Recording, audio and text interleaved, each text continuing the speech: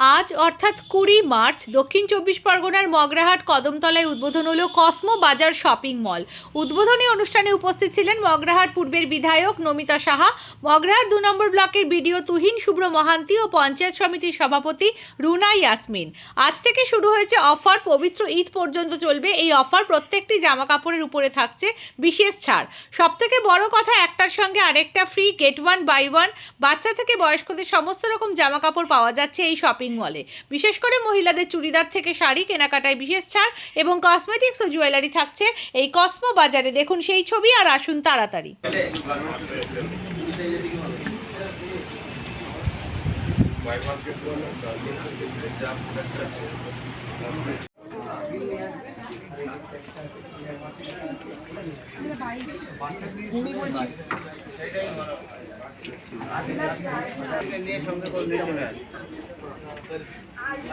ঠিক আছে, আবার ঠিক করে দেবো।